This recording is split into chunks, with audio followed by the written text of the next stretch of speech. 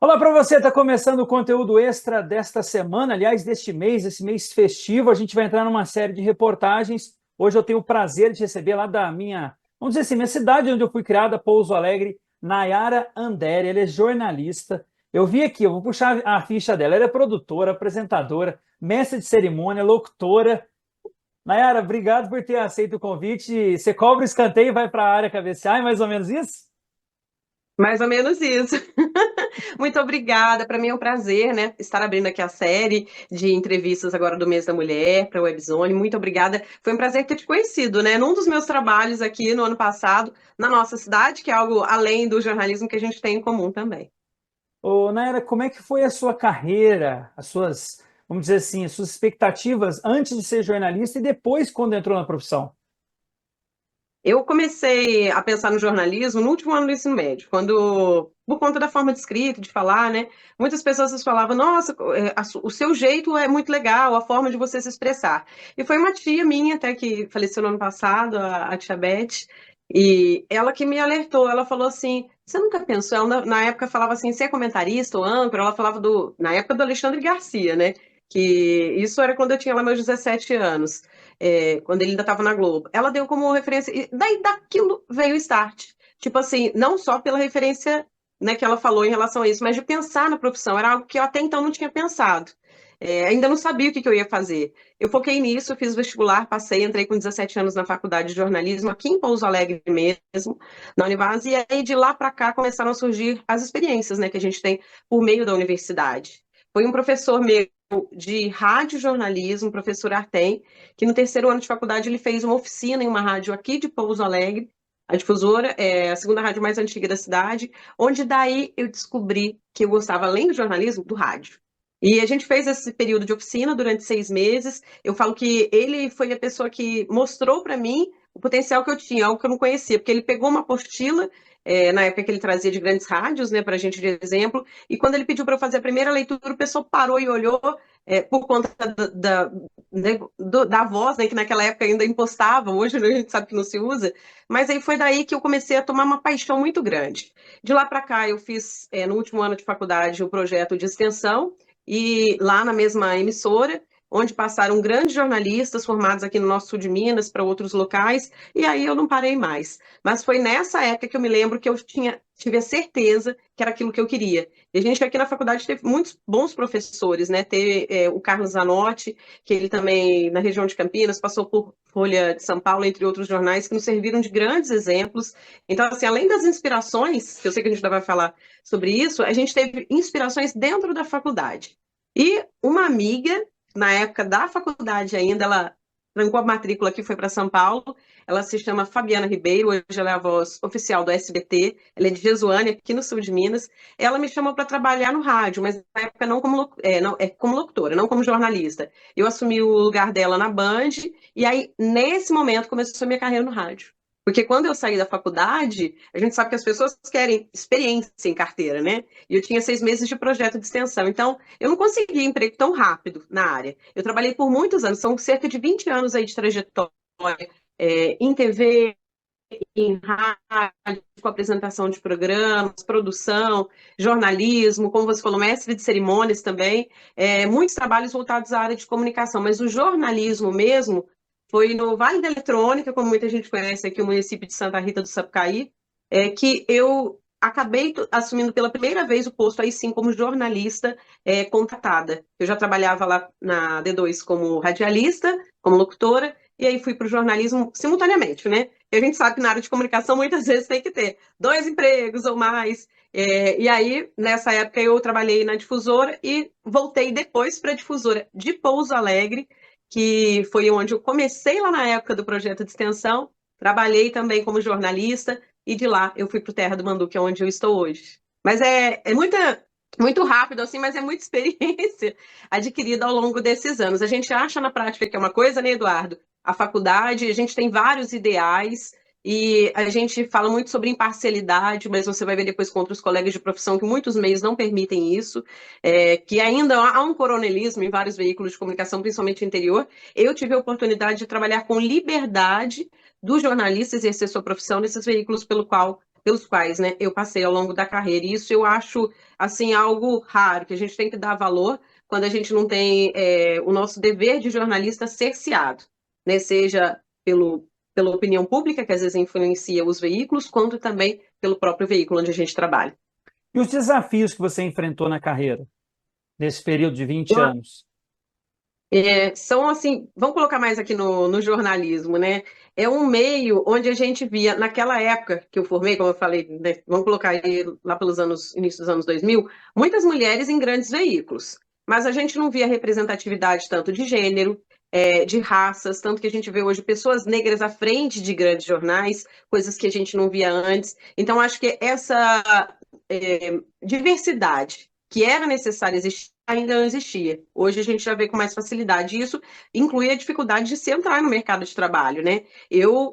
Como eu falei, saí de um trabalho para o outro. Eu sempre era chamada de um veículo para o outro, mas eu via muitas pessoas que às vezes desistiram da profissão porque é um nicho de mercado ainda pequeno.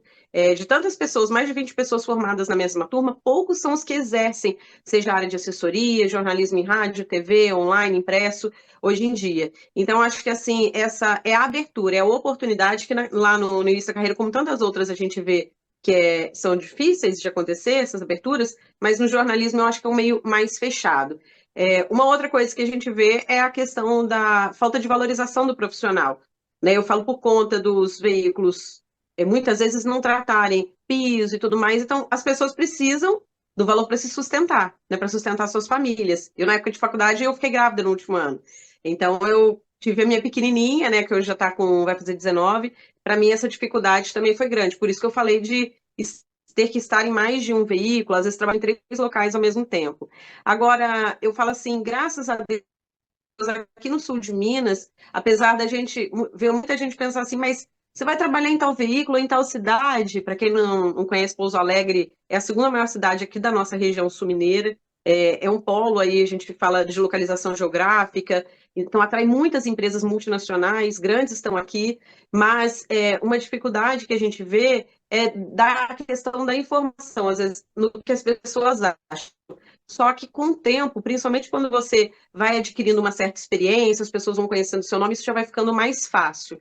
Mas o que eu acho só que ainda falta para o jornalismo conseguir ser bem exercido, principalmente trazendo as notícias das cidades, é o melhor investimento na comunicação. Ainda é uma área muito desvalorizada. Tanto que a gente sabe quantos cortes tem dos últimos anos para cá, de grandes profissionais, às vezes empresas, mas até, por exemplo, prefeitura. A gente precisa da informação dos municípios para repassar, a gente viu isso no período da Covid, que eu acho que foi o período mais difícil de informação, quando a gente precisava trazer mais dados para a população, alertando sobre uma grande pandemia mundial e que muitas prefeituras não tinham esses dados, não tinham a questão da transparência da informação.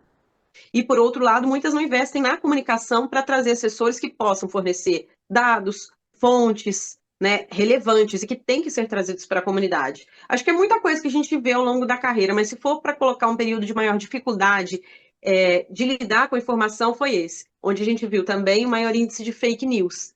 Aí eu acho que cada vez com a tecnologia fácil, a gente fala hoje, todo mundo no grupo de WhatsApp quer ser um pouco jornalista, né? A informação ela tem que ser comunicada, mas as pessoas não têm noção do peso que tem você divulgar uma informação falsa, um link que não é idôneo, uma foto de uma pessoa vítima de acidente.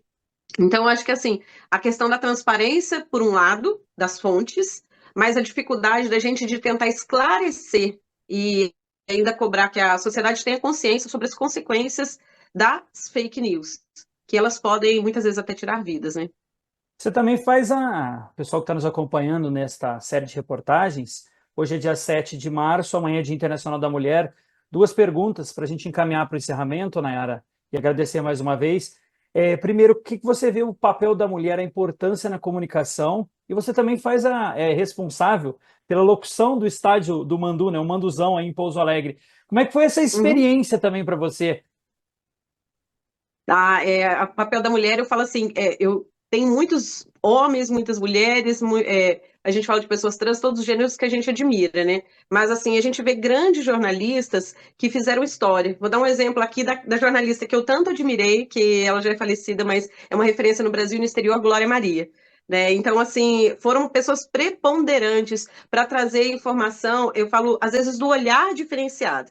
Claro que cada um, às vezes, é questão de estilo, de personalidade. Mas, muitas vezes, a forma da mulher trazer uma matéria é diferente na hora de fazer uma interpretação do texto, de trazer informação, de abordar uma fonte. Eu tenho até um amigo que trabalha comigo, o Iago Almeida, tem matérias que ele fala assim, não, essa eu quero que a Nayara faça, porque ela vai conseguir conversar com a pessoa de uma forma diferente. E ele é muito bom também.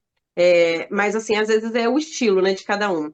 Em relação à questão do estágio, olha, você me pegou, porque há 3 anos e meio atrás, eu estava gravando um programa automotivo, né, o Manducara aqui em Pouso Alegre, na Terra do Mandu, e na gravação, o proprietário da agência de comunicação, que na época estava prestando serviço para a gente, ele falou, olha só, nossa, você daria certinho para fazer a locução no estádio. Eu falei, olha, eu assim, gostaria, mas tem uma amiga minha que formou comigo que está trabalhando lá. Ele falou, não, mas se um dia for necessário, aí a gente até fala que você teria disponibilidade. Então, que a gente conversou lá, eu falei, espero que demore bastante, porque eu sei que ela faz muito bem feito o serviço. Passado um tempo aconteceu que rolou a oportunidade. Eu fui chamada, então, à presidência do Pouso Alegre Futebol Clube, que hoje é SAF, né? Queria que eu fizesse parte da equipe, e aí eu comecei. Eu já participava no estádio na torcida, mas não fazia muito tempo. Que, assim, eu e futebol eu gostava, mas eu não entendia. Não é igual você que sabe descrever os lances, nossa, com uma estratégia, vamos dizer, diferente na comunicação. Aí eu ainda avisei, eu falei, eu não entendo de futebol. Só que a locução de estádio, quem vai ao estádio vê que é totalmente diferente de um comentarista de futebol.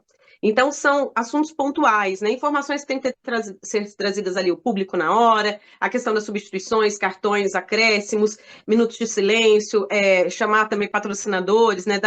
Falar os recados do time, são pontuais durante o jogo. E aí deu certo. Como diz, deu liga. Eu fui fazer a primeira. Assim, não vou mentir, apreensiva, com tamanha responsabilidade de ser a voz do estádio, a voz do Manduzão, e muita gente fala a mesma coisa que você falou e que eu já sabia. É um ramo onde não tem muitas mulheres, porque ainda há um certo machismo, vamos falar assim, né? Em relação ao futebol, é coisa de macho. Tanto que tem uma camiseta que o pessoal usa lá que tem na loja do Pozão, que fala assim: estádio é lugar de mulher. A frase é mais ou menos assim. Então, assim, a gente vê que não só a participação das mulheres no campo, eu vejo muitas torcedoras, um bebê, às vezes até recém-nascido, quanto também das mulheres como árbitras, né? Eu lá na locução. Então, assim, é uma tarefa que me foi dada e eu tô, graças a Deus, tendo sucesso. E fico muito feliz quando as pessoas tomam de referência, nossa, lá no interior de Minas tem uma mulher na locução do estádio. Tô aprendendo, né? Fui aprendendo a conhecer mais sobre o futebol. Não falo que eu sei, porque eu acho que a gente está sempre em aprendizado. O conhecimento ele é uma coisa que a gente vai galgando a todo tempo na vida sobre tudo. E eu fico muito feliz de ter tido essa oportunidade. E daquela vez também de você ter me entrevistado. Porque, assim, às vezes a gente leva para outras pessoas que, se elas tiverem esse sonho, é possível. E que não tem um não para quem tem vontade, dedicação, né? E busca aproveitar as oportunidades. Nayara Andere foi a primeira convidada desta série de entrevistas. Nayara, muito obrigado. Parabéns pelo Dia Internacional da Mulher, que vai ser comemorado nesse sábado, 8 de março. Quero que você deixe suas considerações finais, quiser deixar suas redes sociais, quem quiser conhecer mais do seu trabalho. Olha, muito obrigada, viu, mais uma vez por essa oportunidade. Fico lisonjeada, ainda mais vindo de você, que eu sei tua responsabilidade também com o jornalismo, com a comunicação em geral, Webzone. Eu quero deixar um recado para aquelas que sonham em ser jornalistas, aqueles que sonham em ser jornalistas. A gente vê que é necessário ter pessoas especializadas que amam sua profissão nessa área da comunicação. Por mais que eu ainda comentei sobre a questão de muitos veículos estarem às vezes, fazendo corte, aí muita gente pensa na área da comunicação, né? Mas ainda a gente precisa disso. Ao mesmo tempo, tem tantas empresas para quem gosta da área de assessoria. A gente vê um movimento mais crescente das empresas também, poder público, investindo em comunicação. Então, se você tem esse sonho, corre atrás, procura uma faculdade. É importante ter formação. porque a gente precisa de pessoas responsáveis, de profissionais nessa área, e a população precisa de informação. Então, se você tem esse sonho, vá atrás, independente de qual que seja a sua profissão que você queira, mas é importante que a gente tenha as pessoas que gostam de comunicar, que querem trabalhar. Olha, e uma coisa que assim, eu acho que tem que tirar aquele estigma. Ai, tem que ter voz boa, tem que ser bonito ou bonito, bonita. Não tem essa. A gente vê o que tem que ser profissional. Não importa o estereótipo, não existe isso. A pessoa tem que ter qualidade de trabalho, tem que ter dedicação e, além disso, tem que gostar do que faz. Porque sem isso a gente, claro, não vê sucesso. Né? E o sucesso muitas vezes não é estar em grandes veículos, é fazer a diferença ali, onde você está. E quem quiser me acompanhar, Eduardo, as minhas redes sociais são Nayara Andere, né? É @Nayara Panderi, P de Pereira. A gente vai deixar aqui depois para o pessoal, né? Então, será um prazer ter vocês. Se quiserem tirar dúvidas, se quiserem trocar experiências, estou à disposição. Muito bem, essa foi a primeira convidada da série de entrevistas sobre o Mês Internacional da Mulher, que vai ser comemorado neste sábado. Parabéns a Nayara e a todas as mulheres. Nayara, um forte abraço, uma saudação aí ao Dragão do Sul de Minas, que passou um sufoco nesse mês de fevereiro, né, para conseguir se salvar. Não, foi o mês de final do Mineiro, a gente conseguiu a vaga para. Eu falo, gente, porque eu faço parte do time, né, com a locução. Conseguiu a vaga para o ano que vem na Elite do Mineiro, teve Copa do Brasil, então muita coisa. E ainda tem Campeonato Brasileiro, né? Aí foi um presente de aniversário até para mim, né? Porque foi um 2-1 do time contra o Uberlândia, no dia do meu aniversário, trabalhando lá no estádio. E foi como você falou, a gente respirou fundo na hora que terminou a partida. Muito obrigado a todos, uma excelente semana. Sexta-feira que vem tem mais. Curta a Nayara lá, viu? Lá no Terra do Mandu. Até mais. Isso. Muito obrigada, até mais. Eu vou acompanhar, hein?